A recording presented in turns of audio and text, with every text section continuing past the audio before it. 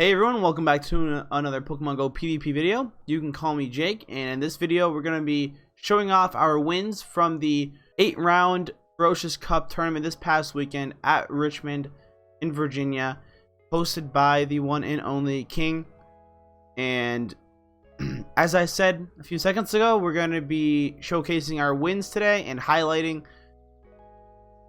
where we played well. So right before we get into the battles, I would like to say, if you guys are new here and you enjoy this type of PvP content, please don't forget to smash that subscribe, leave a like, comment down below your thoughts on the Ferocious Cup and what your predictions are for the Timeless Cup that's going to be announced here in a couple of days. And I have an announcement to make. I am now part of a Pokemon Go PvP team, and this team will be going by the name Team Invent. You guys can hit them with a follow on Twitter. I am actually the co-founder of the team alongside my awesome friend named Hunter.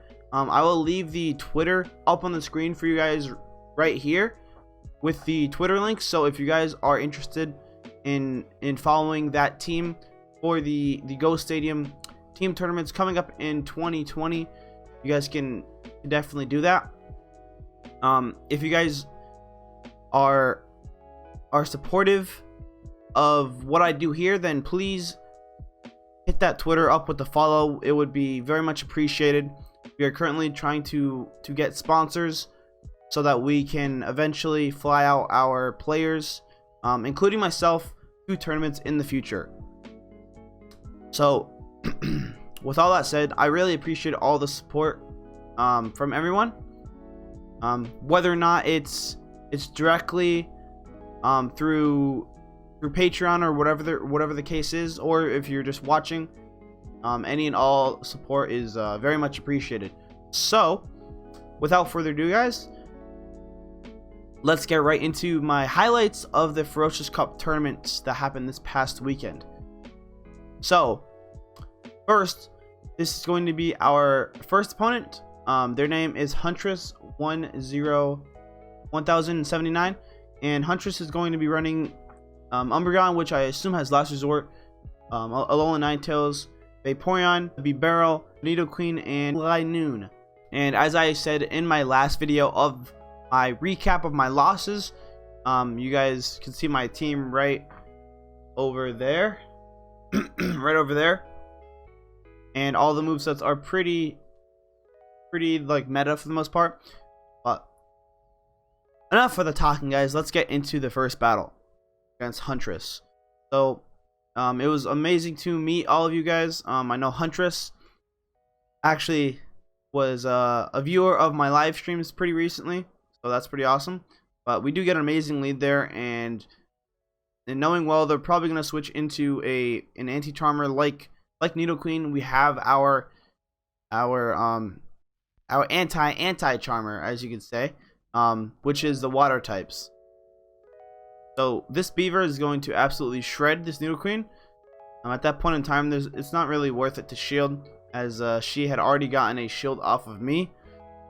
I'm just gonna, in case she does shield, I'm just gonna water gun her down, and yeah, that's how that's gonna go. But anyways, we're gonna Hyper Fang this Umbreon and finally draw a shield out, which is really good. And as you guys know, that Snarl really won't do much damage at all, so we almost were able to get to another Surf, but really good call by them to pull the trigger right there. Really good farming. And so right there, they're gonna switch into their Vaporeon, but we have our anti-water. He's not the most reliable anti-water, but does have Grass Knot. The only issue with Linoon is the Shadow Claw damage onto things like the Beaver and other things that are 2x resisting ghost moves like normal types. So that's where that, I guess, comes into play. Which is why I consider this Pokemon not the most reliable. That is okay, because as you guys just saw, it was able to handle that Vaporeon pretty well, and we are able to get off a Grass Knot And this pretty much wraps up the first game here. This was my round 2 win, I believe. Yeah, this was round 2. And unfortunately for them, I don't think they had a Last Resort Umbreon, so that does help the Alolan matchup. It means we don't take nearly as much damage from the Last Resort as if would have it. But regardless, that was a pretty solid game from us. That lead matchup really put us at a huge advantage. And yeah, let's jump into game number 2. So jumping into game number 2, we're going to be leading off with our Beaver. And she leads with Alolan Ninetales. So this matchup is really interesting. But we're just going to get out of there immediately into our swap, which is supposed to be our swap that's a safe swap. But as you guys know, you cannot farm down this Beaver with Shadow Claws. It's 2 times resisting it, so we're gonna have to feint this thing with Grass Knots eventually. So we do finally draw the shield, and we actually allow the surf to go through because, well, we are okay with this shield advantage here. We are going to bring in our A Ninetales to farm it down, and then in comes their A Ninetales, which is a good sign for us because that means they don't have an anti-charmer in the back. Otherwise, they would have swapped it in. So we could have actually just, instead of using this energy here, we could have just charmed down. But we do draw a shield, which is actually a better scenario. And then we force them to switch into their Umbreon. And our Beaver has enough energy to pull off a Hyper Fang. And this is good because, well, assuming it doesn't have a the foul, or not foul play, assuming it does not have the Last Resort moveset, we can just feint this thing down with Charm from our A Ninetales, which is what we're gonna do. We are gonna block this, and it is foul play, so our guess was correct. They do not have a Last Resort Umbreon, and we actually finished off this round 2-0. So GG's and well played, Huntress. I think we're gonna play a third game out, and let's see how that turns out. So jumping into game 3 here, we're gonna be leading with our A Ninetales, and they lead the Beaver. So like I said before, this is a losing matchup for A Ninetales, especially if the Beaver can pull off a QSA, which basically allows it to get off that extra water gun. But instead of trying to charm it down, we're gonna go with our charge move here to burn a shield, and we do get the shield advantage. So I'll take this pretty much all day long. And seeing as how her team didn't really have anti-waters except Umbreon, we ran our water strat here. Well, actually, no. I take that back. They have the Grass Knot user. I'm just gonna call him that for now. But yeah, in comes the Umbreon, and this could spell trouble here. But we do have the shield advantage, which is pretty big. So I believe we do protect our Beaver. Yes, we do. And they are able to get off another foul play right before we can get to our Hyper Fang, but I believe we are able to get to it. No, we are not able to get to it, which is really unfortunate for us. But all we can do now is wait and see what they have in the back. And we do burn their final shield, and then they switch out into their anti-charmer, which is the Needle Queen. And that's a really good sign for us. It means we can we're gonna be able to gain some extra energy after this Earth Power, and they won't be able to really get to a second foul play after this. I don't believe. Oh no, and they do actually have Last Resort. So hiding that until the third game was an interesting strategy. but it doesn't matter anyways, really. I'm just curious as to why they didn't use Last Resort earlier in the series. But yeah, anyways, we take that best of 3-0. And yeah, we're going to move on to our next round win, which was, I believe, round 5. Or no, sorry. It was round 3. Excuse me. But let's get right into that right now. Alright, guys, so jumping into round number 3, we're going to be up against our opponent, whose name is Forever Donut. And their team is going to be Vaporeon, the Nidoqueen, Umbreon, Beaver, Skunk, and Alolan Ninetales. And look at that. We predict that lead perfectly. And we force a swap into another anti-charmer. A lot less reliable of one, but the Skunk, it does function as a softer anti-charmer. Which means our Nidoqueen is going to go to town on this thing, being able to hit it for super effective. And pretty much one-shot it with either charge move for the most part. But you have to be aware that it does get to crunch quicker than we get to Earth Power, as we are both able to generate energy at the same rate, seeing as how we both have Poison Jab. And right there, I don't know what happened, but I didn't call for a rematch. I pretty much could assume what this was. I thought it was Umbreon, and it was Umbreon.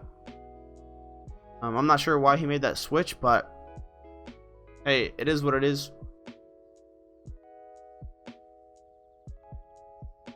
He said it was just a bad tap on his part, human error, I suppose. But yeah, this is a pretty interesting fight here. You guys can see there's literally nothing on the screen. Another one of the PvP bugs that needs to be fixed. But no, we have to move on with our lives. And yeah, in comes the Beaver once again, and we have the energy to unload on this thing. And knowing we don't want that Beaver to get any extra energy from our Ninetales, we're gonna switch immediately into our Lanoon. And yeah, this grass knot pretty much is gonna wrap things up, I think. Well, no. This is gonna extend a little bit. Blah blah blah. Shadow Claws do absolutely 0 for the most part. And yeah, we're gonna finish him off with Shadow Claws. So we're gonna take the first game, which is a great start to this round. And let's jump into game number 2. So getting into game 2, we noticed in game 1, he led Umbreon, so we assumed he's not gonna lead it again, as we did catch him with the amazing lead. So we go with the safe lead against his team, which can be considered the Beaver, as it does have pretty even matchups throughout his team. Like the Vaporeon matchup is bait dependent. The Nidoqueen matchup obviously is a win. Umbreon is really the only thing that can beat this Beaver without having to commit 1 or 2 shields. And same thing goes for Skunk. You'd have to commit 2 shields on both ends to win that matchup. And then same thing goes for Alolan Ninetales, I believe. But yeah, anyways, we do get switch advantage, and they have a Skunk tank. But since Skunk is a lot less of a counter to the Charmers, we're just gonna go in with it. And he is actually able to get off 2 crunches. Don't believe we blocked this. Oh no, we do. So kind of a mistake right there. We are now down 0 to 2 shields, so this is pretty dangerous. But surprisingly, they switch into Umbreon against me, which is a little odd, seeing as how Charm does so much damage. So we're gonna get out of there and try to keep our Alolan Ninetales alive for this Umbreon later on in the game. But they are staying in, which is a fair play. We might see an anti-charmer in the back, like his Nidoqueen or something. Would make sense. We do get out this grass now, which is pretty big. It means a few less charms to take this thing down. But oh man, Umbreon is just so tanky. He could just eat those grass knolls all day long. Literally could probably eat about 5 of them, I'd say. But yeah, in comes our Alolan Ninetales to farm down, and we're just hoping it doesn't have Last Resort. And well, look at that, it does not. But I don't think we actually, oh no, we tie, we draw this. Wow. Yeah, I was actually very surprised at that. We actually draw in that matchup, which is pretty insane. That was a shocker to me. That's the one matchup you would never expect to end in a draw, especially with how much Snarl is really doing to Alolan Ninetales. But wow, awesome game there. And let's jump into the next game in this set. Alright, so we are leading with Alolan Ninetales, and they led with Beaver. So we're gonna immediately swap into our safe switch, this Lanoon here, and we're gonna let the Surf go through, and then they're gonna switch out immediately into the Skuntank. And this is a Hail Mary play right here. We're gonna go for the dig, and we get the dig. So wow, we are able to bring that back, but this is a big mistake by us. We actually decided to shield that Crunch, and I thought I could farm this thing down with Shadow Claws, but no. Poison Jab does kill us, and this is just a matchup I'm not very used to. I'm not too sure how much Shadow Claw really does to Skuntank, and I learned right there. So you live and you learn, guys. If you're using Shadow Claws to farm down a Skunk, it's not gonna go well. So yeah, but in comes his Umbreon. And the best thing we could do here is just go for those Hyper Fangs, guys, and hope for the best. So that's what we're gonna do, and it does get blocked, unfortunately. It really sucks.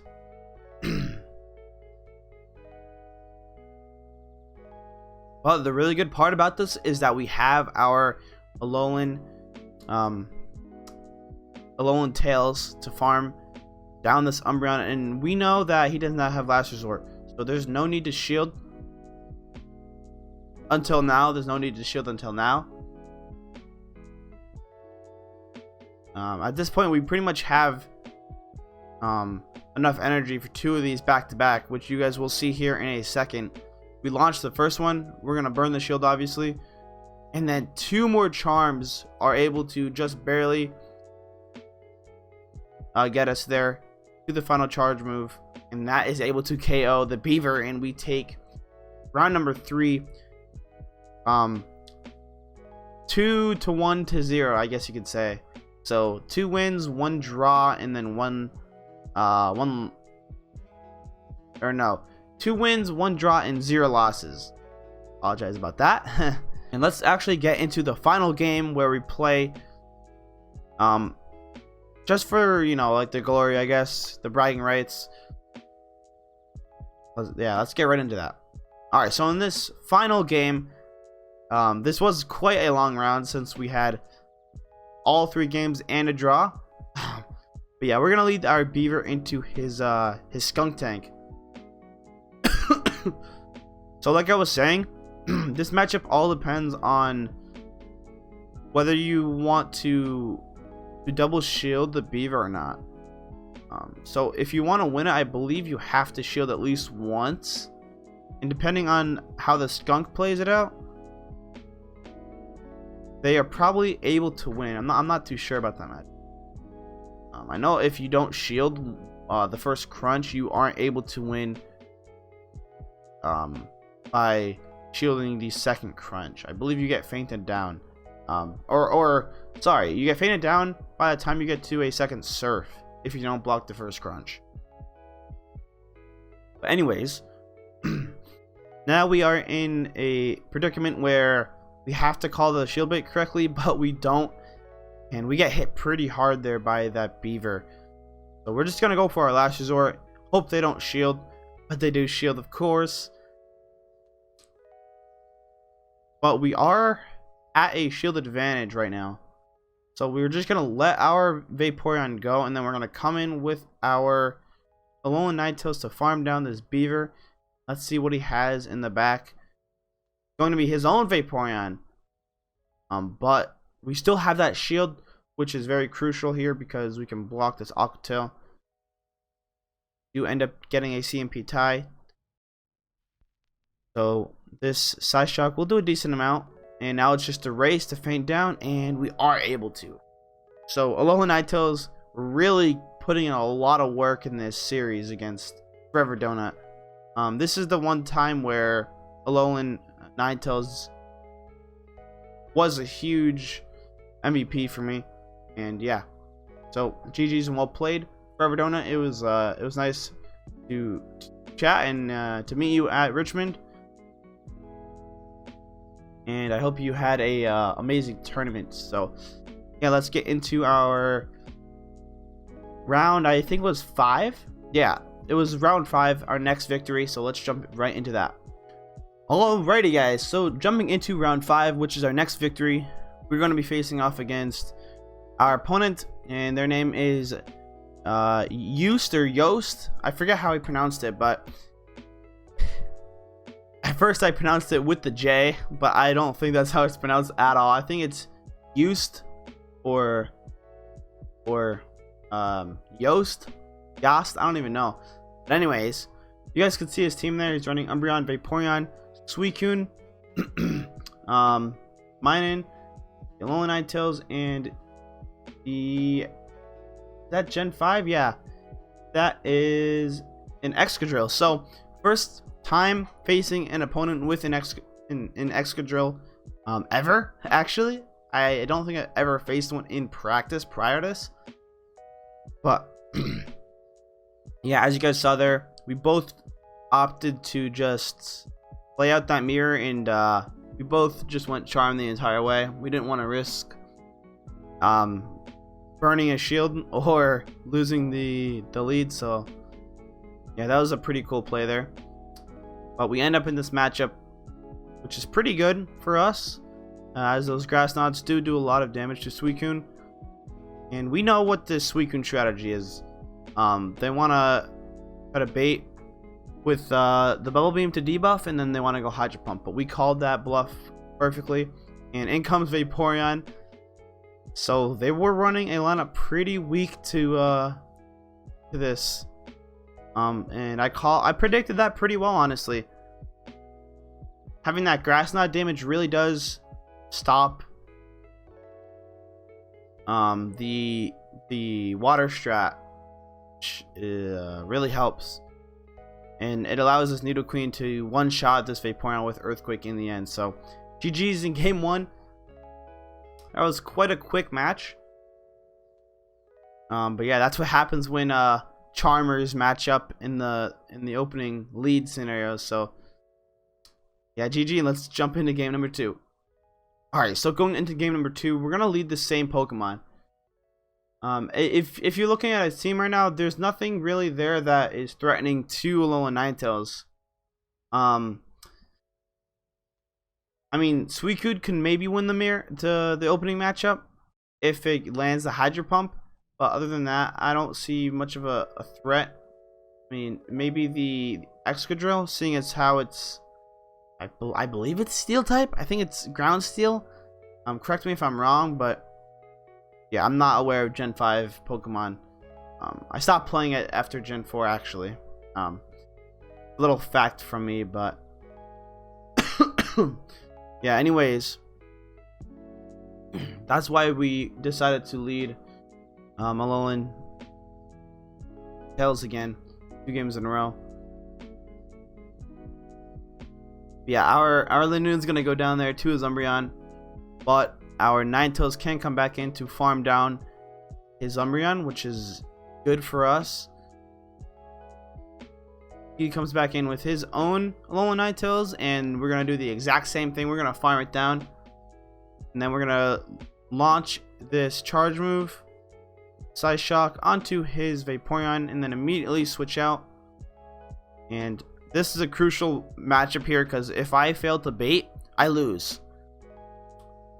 Well, depending on what the Vaporeon's running. And we actually called the Aqua Tail there, which is big. because now we're gonna go for the shield bait, and we're gonna get it with the surf. And yeah, after that, that's pretty much GG's. Landing that bait and predicting his bait was huge. As you can see here, we are gonna shield, and it is gonna be Aqua Tail, but it doesn't really matter. He's not gonna be able to get to another last resort in time, since Aqua Tail definitely won't feint us from this HP range. Yeah, we're gonna land this Hyper Fang, and only a few more water guns.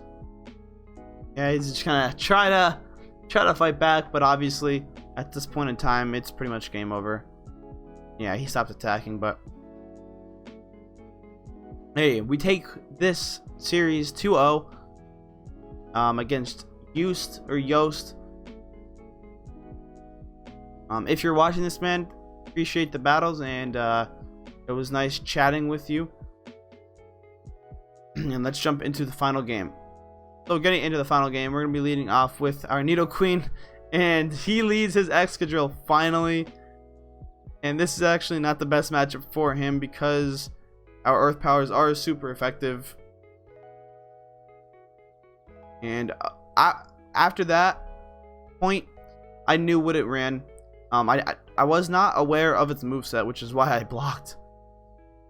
And then he decides to switch out. I'm not sure why he did that, because that just put him in a worse scenario where we can just kill him with one Grass Knot. Those Aqua Tails really aren't hurting that bad. The water guns do hurt though, so that's something you have to watch out for against the water gunners.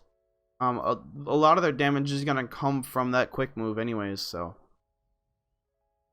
But I think, yeah, we do block because we know he is now shields down, and we can just Grass Knot this thing right here and win back switch advantage. Well, I guess keep switch advantage because he switched out in the first place anyways. But yeah, he's gonna switch in his Umbreon, and really good counting by him there. He does not allow us to get off another Grass Knot. Could have affected this game, but at this point, all he can really do there is switch back out into his Excadrill. Which at this point in time, I was pretty worried, honestly. I thought Rock Slide would KO, but wow, it does not, and we are able to get off our Earth Power.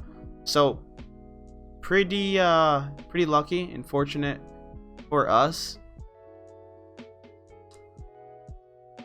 And yeah, we're gonna end up with the best possible matchup you could probably have in the entire cup. Low and 9 to the Zumbreon, but it does have Last Resort. And yeah, I knew I wouldn't fate to another Last Resort at this point, but it was a very close game in the end, as you can see. I do go for the Side Shock, which I should have just fainted it down because it literally does nothing. But yeah, we win that game with a slight margin of HP there. So GG's, and very fun games. Juiced. I don't know how to pronounce his name. Someone tell me in the comments. I don't know.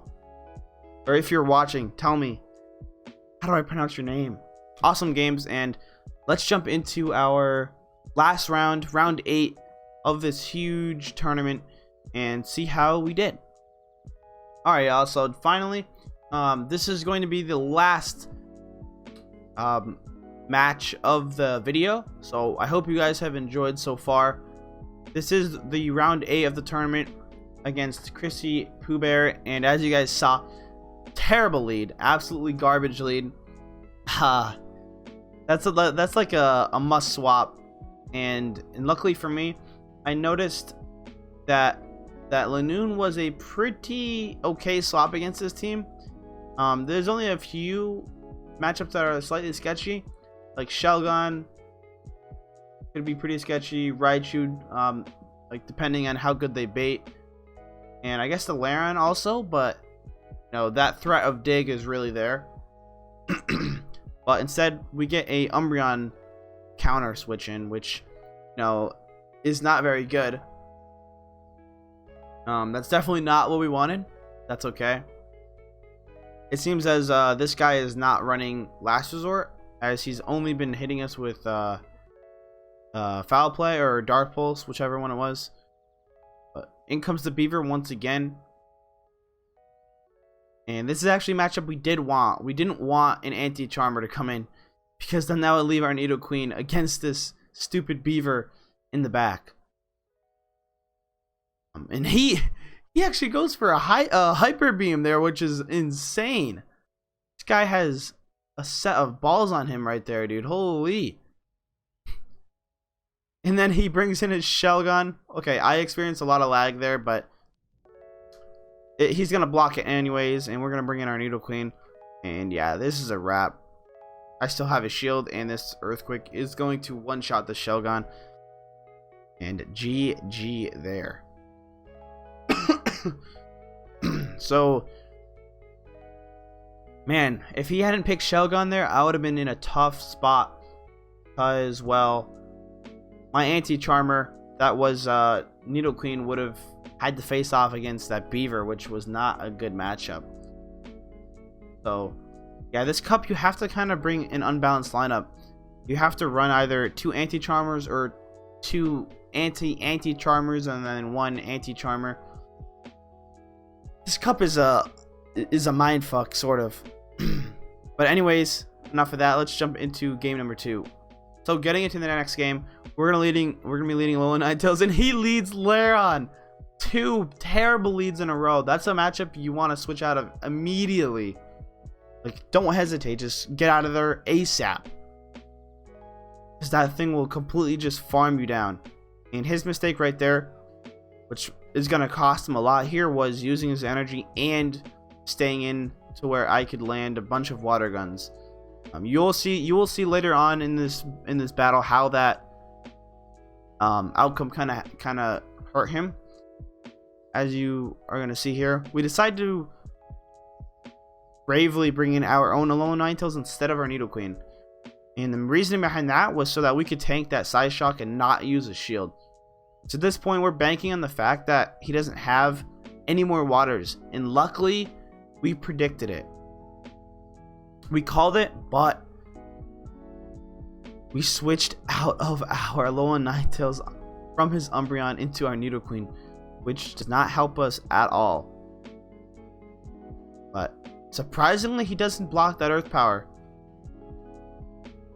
which I think was another mistake by him. And we are going to commit both shields here on this Umbreon, because we cannot let that Lairon get locked onto our Alolan Ninetales. And I believe right here we make a huge brain play. I think we charge up to an Earth Power and then switch out into... Oh, no. We actually do it slightly early. But we make it to where their Umbreon has 1 HP left and we can just farm. And then they bring in their Lairon. We Earth Power it.